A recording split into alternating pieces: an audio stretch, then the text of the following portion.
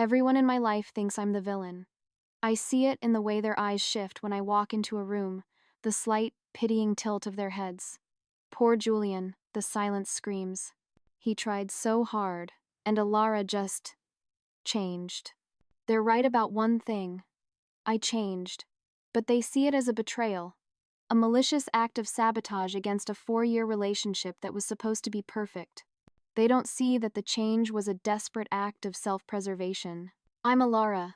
I'm 25, and I'm tired of being the monster in a story Julian wrote. So, I need to tell my version, just once, to someone who won't look at me like I'm broken. It all started so beautifully, which is the cruelest part. Julian and I were a college cliché.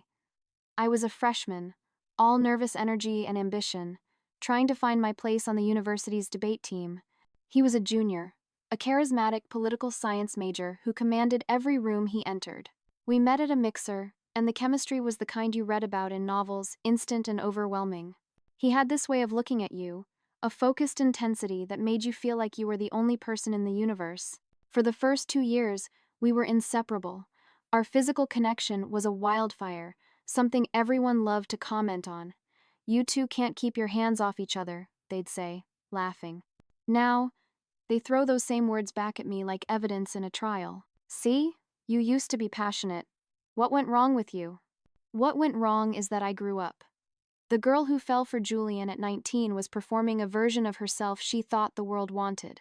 She was loud, fiercely affectionate, and believed that love was a constant, public display. But by 24, that performance had become exhausting. The quiet, introspective person I was underneath started clawing her way to the surface. My love wasn't a wildfire anymore. It was the steady, warm glow of embers. I showed it in different ways by listening to him talk about his stressful law internship for hours, by making sure his favorite coffee was always stocked, by planning quiet weekends away when he seemed overwhelmed. But for Julian, if the love wasn't a 5-alarm fire, it wasn't there at all. The arguments started subtly. He'd corner me after a long day at my graphic design job, his brow furrowed with a practiced concern. Are we okay? We haven't connected, in a while." A while could mean a week. The conversations felt like interrogations about my libido. My worth as his fiancé was suddenly measured in my enthusiasm to jump into bed. It didn't matter that I'd spent my lunch break designing a new logo for his passion project or stayed up late proofreading a brief for him. None of that registered as intimacy.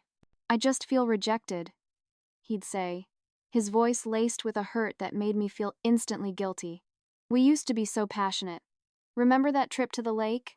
I miss that girl." He was holding my younger self hostage and using her against me.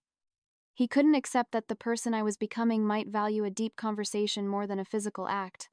When he changed, becoming more ambitious, more serious about his career, it was seen as growth. When I changed, becoming quieter, more in need of personal space, less defined by physical affection, it was a problem, a betrayal. The control started seeping into other areas. If I wanted a night out with my girlfriends, it was a string of questions. "Who's going? Where are you going? What time will you be back?" Yet, if I asked about his plans, I was being clingy. If I was tired and just wanted to curl up with a book, he took it as a personal slight. I couldn't just be without my state of being having some profound, negative meaning about our relationship. I felt like I was living under a microscope, my every move analyzed for signs of failing devotion. The final straw of that period was social media. He became obsessed with it. "You haven't posted about us in weeks," he'd mention casually, but his eyes held a glint of accusation. "People will think something is wrong." He wanted proof of our happiness, a curated online exhibit to reassure himself, and the world, that everything was perfect. But it wasn't. Posting a lovey-dovey photo felt like a lie, a betrayal not of him, but of myself. The pressure to perform, to put on the mask of the blissfully happy fiancé, was becoming unbearable. I was suffocating, and I knew if I didn't find the source of the leak, I was going to drown. The search began, as so many modern journeys of self-discovery do, in the blue glow of my laptop screen late at night. While Julian slept soundly beside me, oblivious to the chasm widening between us, I typed my anxieties into the search bar. Why don't I want sex anymore? Low libido in women. Relationship problems due to lack of intimacy. The results were a predictable mix of medical advice, relationship columns, and forums filled with frustrated partners. They all seemed to start from the same premise: that my lack of sexual desire was a problem to be solved, a machine that was broken and needed fixing. I felt a familiar wave of shame. Maybe Julian was right. Maybe there was something fundamentally wrong with me. Then, down a rabbit hole of linked articles, I stumbled across a term I'd only vaguely heard of before: asexuality. And beneath it, the asexual spectrum. I clicked, my curiosity piqued. I read about people who experience little to no sexual attraction. It wasn't about libido or physical ability, it was about the fundamental nature of their attraction to others. I read about demisexuality, where attraction only forms after a deep emotional bond is established. I read about gray sexuality, the fluid space in between. With every paragraph, it felt like a key was turning in a lock I didn't even know existed inside me. The idea that you could love someone deeply, romantically, and profoundly without a constant undercurrent of sexual desire, it wasn't broken. It was just different. For the first time in months, I didn't feel like a faulty girlfriend. I felt seen. A profound sense of relief washed over me, so potent it brought tears to my eyes. This was it. This was the language for the feelings I couldn't articulate. I spent weeks researching, reading personal testimonies, absorbing everything I could. This wasn't a rash self-diagnosis. It was a slow, dawning recognition. My feelings weren't a phase or a reaction to stress. They were a part of who I was, a part that had been buried under years of societal expectation and the performance of my early relationship. I knew I had to tell Julian. It was terrifying, but it felt like the only path forward. Maybe, just maybe, if he understood the why behind my change, he could finally stop seeing it as a personal rejection of him. Maybe this could be a new start for us, a chance to rebuild our intimacy on a foundation of honesty. I chose a quiet Saturday afternoon. I made tea. I sat him down on the couch, my hands trembling as I held my mug. "Julian," I began, my voice barely a whisper. "There's something I need to talk to you about. It's about us, but it's really about me." He put down his phone, his expression shifting into that familiar, therapist-like focus he used during our talks. I took a deep breath and explained everything: the late-night research, the feeling of recognition, the concept of the asexual spectrum, and my belief that I might be somewhere on it. I laid my soul bare, offering him the most vulnerable, confusing, and honest part of myself. I braced myself for questions, for confusion, maybe even for sadness. I was not prepared for an interrogation. "Asexual?" he said, the word tasting foreign and unpleasant in his mouth. "Alara, what are you talking about? You've never been asexual." His first instinct wasn't to understand, but to invalidate. "I think I might be, Julian. It's a spectrum. People change." "When did you start thinking this?" he cut in, his tone sharp, accusatory. "Why haven't you said anything before? Are you sure this isn't just an excuse? A way to avoid dealing with our real problems?" Every question was a blow. He wasn't listening. He was looking for holes in my story. He was treating my deeply personal discovery like a legal argument he needed to dismantle. The warmth and vulnerability I had felt moments before turned to ice in my veins. He saw this not as a journey I was on, but as a tactic I was using against him. I tried to explain again, my voice shaking with frustration and hurt. "This is the real problem. It's not about you. It's about me figuring out who I am." He stood up and began pacing, running a hand through his perfectly styled hair. He was quiet for a long moment, and for a foolish second, I thought he might be processing, trying to understand. Then he stopped, turned to me, and delivered the line that shattered everything. "Okay," he said, his voice cold and transactional. "Okay, let's say you are asexual. Then maybe we should open up the relationship, so I can get my needs met elsewhere." The air left my lungs. He didn't just miss the point. He had taken my fragile, vulnerable confession and twisted it into a logistical problem about his own gratification. I had shared a fundamental part of my identity, and his first thought was how to outsource his sexual needs. It was the most selfish, hurtful thing anyone had ever said to me. In that moment, the embers of love I had been so carefully tending turned to ash. After that conversation, the foundation of our relationship crumbled into dust. My confession wasn't a bridge to understanding. It was a wall Julian immediately started fortifying with suspicion and resentment. He treated my potential asexuality not as an identity, but as a condition he had to manage. The pressure intensified, becoming a constant, suffocating presence in our apartment. He would bring it up at the most random times, his questions like little jabs meant to keep me off balance. "Have you figured anything out yet?" he'd ask while I was washing dishes, as if self-discovery came with a deadline. He watched me constantly, analyzing my every move for evidence. If I laughed at a joke a male character made on television, he'd arch an eyebrow. If I dressed up for a night out with friends, his eyes would narrow. I was no longer his partner. I was a specimen under his microscope. He weaponized our past with brutal efficiency. "But you loved it when we went to that cabin," he'd say, his voice dripping with false nostalgia. "Remember how you initiated that weekend? You can't just turn that off, Alara." He was painting my sexuality as a switch I was deliberately flicking to punish him, rather than a fundamental part of my being that was finally coming to light. He refused to believe that the girl from the cabin and the woman sitting before him could be the same person. The ultimate violation came a few weeks later. I came home from work to find him sitting on the edge of our bed, a strange, triumphant look on his face. In his hand, he was holding my vibrator, which he'd found while organizing my bedside table drawer. He held it up as if it were Exhibit A in the case against me. "So, can you explain this?" he asked, his tone dripping with condescension. "I thought you weren't interested in sex." I was speechless, a hot wave of shame and anger washing over me. It was a staggering invasion of my privacy, but somehow, I was the one on trial.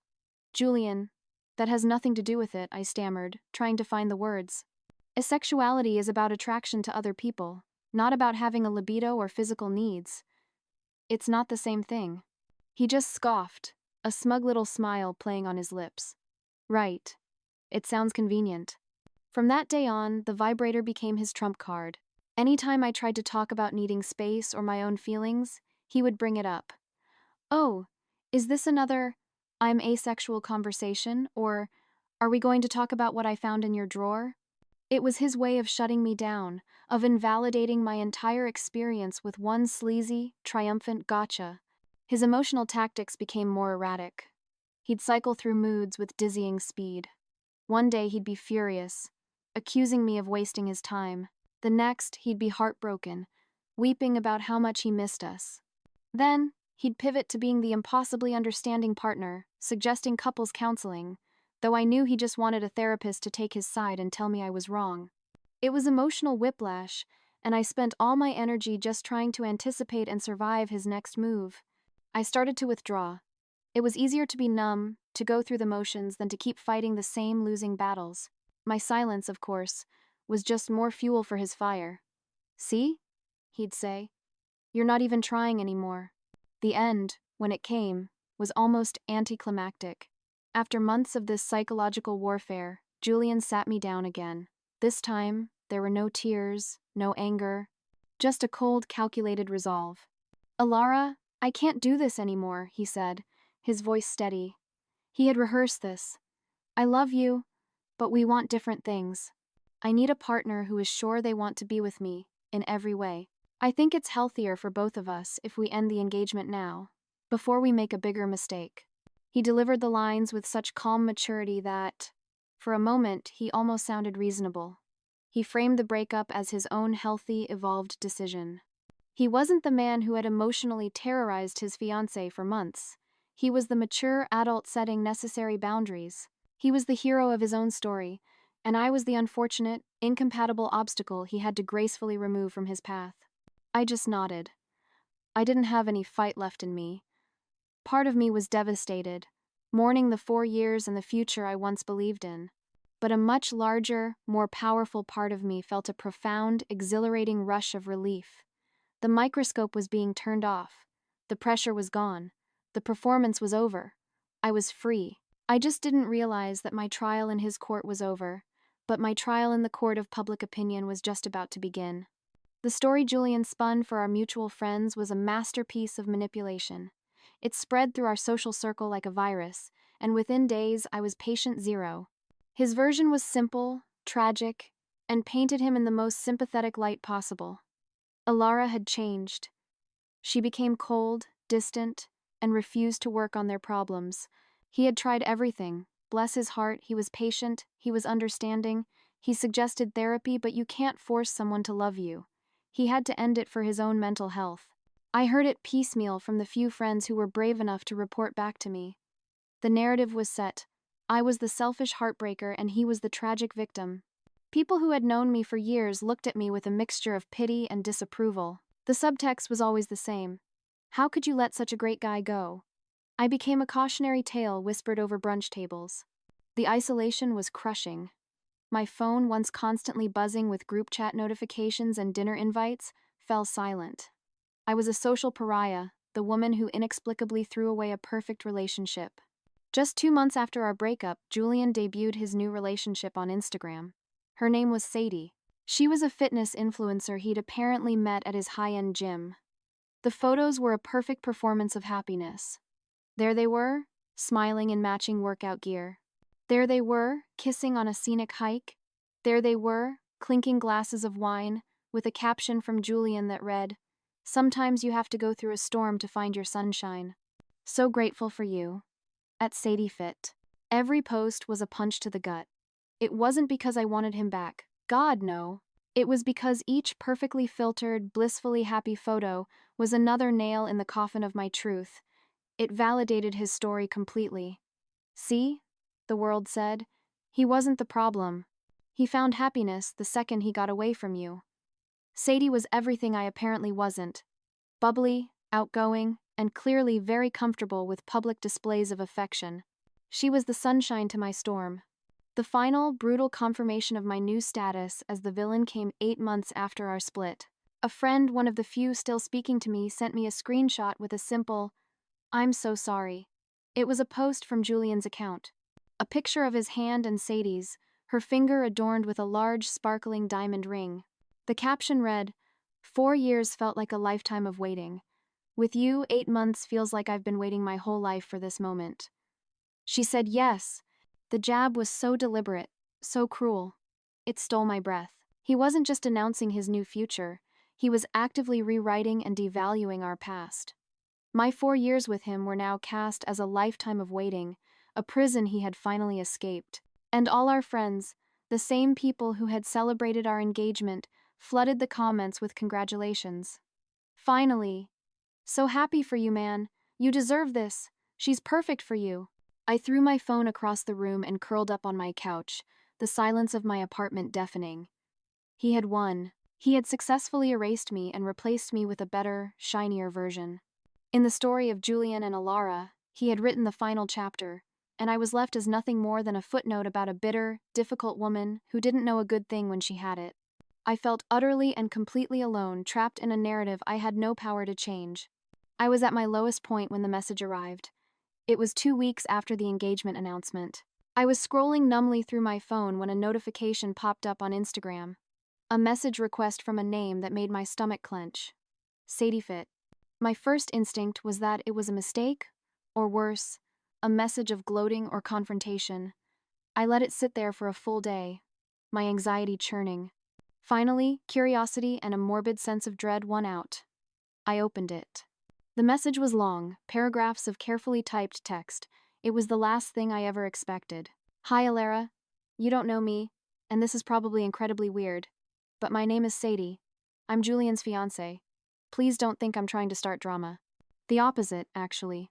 I'm writing to you because some things about Julian's version of your breakup aren't adding up for me, and I felt like I had to reach out to the only other person who might understand. I really hope you'll consider talking to me." I stared at the words, my heart pounding. It felt like a trap, but there was a sincerity in her tone, a vulnerability that mirrored my own. Against my better judgment, I typed back, "Okay, we can talk." We decided on a phone call. I was a nervous wreck, pacing my living room as I waited for her to call. When the phone rang, I answered with a shaky hello? "Alara? It's Sadie. Thank you so much for agreeing to this." Her voice was warm and friendly, not at all what I expected. Slowly, cautiously, she started to talk. She explained that from the beginning, Julian had told her about me. He'd painted me as a cold, unloving woman who had checked out of the relationship months before it ended. But as she got to know him, she saw inconsistencies. She'd found old photos of us on a mutual friend's profile where I looked happy, engaged, and deeply in love. It didn't match his story. Then, the behaviors started. At first, it was sweet, she said, her voice dropping a little. He was so attentive, but then it became a lot. He gets upset if I don't post a photo of us for a few days. He questions me about my guy friends at the gym, saying he's just being protective. He goes through my phone sometimes, just joking around, but it doesn't feel like a joke. My blood ran cold. It was the same script, just a different actress. The real turning point for her, she explained, was when she found out about my exploration of asexuality. Julian had mentioned it, but he'd framed it as a weird excuse I'd made up to avoid intimacy. Out of curiosity, Sadie had researched it herself. I realized it's a real, valid orientation, she said, a new strength in her voice. It's not something people just invent. And I started to wonder, what else did he misrepresent? That was the opening I needed. The dam broke, and I told her everything. I told her about the constant pressure, the interrogations about my sex drive, the way he dismissed my feelings, the violation of finding the vibrator, and the cold, transactional way he suggested an open relationship. I told her how he had made me feel broken, crazy, and fundamentally wrong for being who I was. There was a long silence on the other end of the line. When Sadie finally spoke, her voice was thick with emotion. "Oh my God," she whispered. "The pressure. Alara, I feel it too. The physical side of our relationship. It looks perfect online, but in private, it's exhausting. I feel this constant need to be the enthusiastic, passionate girlfriend he always wanted. It feels like a performance." Performance. That single word connected us. Two strangers bonded by the same exhausting role we had been cast in. She asked me, point blank, "Do you think I'm making a mistake by marrying him?" I took a deep breath. "Sadie," I said, choosing my words carefully, "I can't answer that for you. But I can tell you that the day our engagement ended was the day I started to feel free." A week later, Sadie called me again. She had told Julian she wanted to slow things down, maybe do some premarital counseling before setting a date. His reaction, she said, was explosive. "He told me I was letting you poison my mind against him," Sadie recounted, her voice shaking with a mixture of fear and fury. "He said I was being manipulated by a bitter, jealous ex who was trying to sabotage our happiness. He didn't listen to a single concern I had. He just turned it all around and made me the bad guy. That was it. That was the pattern. The moment he was faced with criticism or accountability, he deflected, attacked, and played the victim." Sadie broke off their engagement a month later. The news spread quickly, but this time, the story was different. This time, there wasn't a clear villain. There was just a pattern. You can't have two fiancés break off an engagement in less than a year without people starting to connect the dots. The narrative, once so firmly in Julian's control, began to fracture. Whispers started. "It's weird that it happened again, right? Maybe Julian isn't the easygoing guy we all thought." People who had witnessed his controlling behavior but dismissed it as him being attentive were now seeing it in a new, more sinister light. He was no longer poor Julian, the perpetual victim. He was becoming Julian, the common denominator. The greatest gift to come out of that chaos was my friendship with Sadie. We met for coffee the week after she ended things with Julian.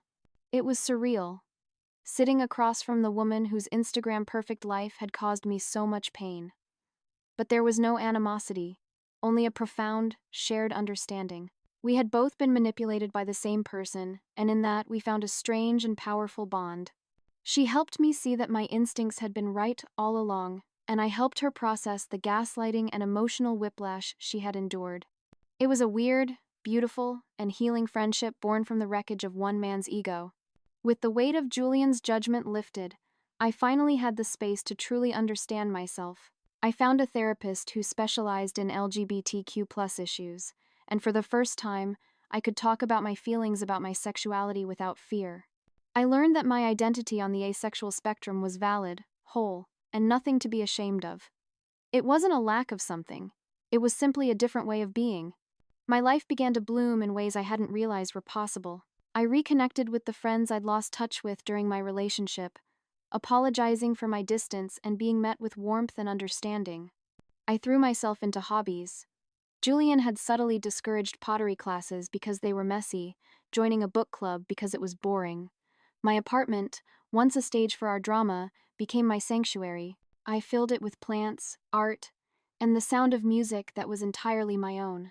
I was single, and I was happier than I had been in years. I had my own life, my own goals, and my own emotions, which I no longer had to manage alongside someone else's. The best part was the silence, not a lonely silence, but a peaceful one. There was no one questioning my moods, monitoring my texts, or demanding I perform a version of myself that wasn't real. I didn't have to constantly prove my worth or justify my feelings. I could just exist. I could just be Alara. Looking back, Julian ending our engagement was the best thing that ever happened to me. He needed to learn that he couldn't control people to fit his narrow definition of love. And I needed to learn that I didn't have to shrink myself to keep someone else happy. In his own destructive way, he gave me the greatest gift I could have asked for: myself. People expected me to be heartbroken, to regret losing him. They waited for me to learn some grand lesson about appreciating what I had. But the only thing I regret is not trusting my instincts sooner. The only mistake I made was trying to be someone I wasn't for so long. And the only lesson I learned is that I would rather be alone and authentic than partnered and performing. That might not be the ending people wanted for my story, but it's the ending I needed. For the first time in my life, I am completely okay with disappointing people's expectations if it means being true to myself, because at the end of the day, I'm the one who has to live with my choices. And I choose authenticity over approval. Every single time.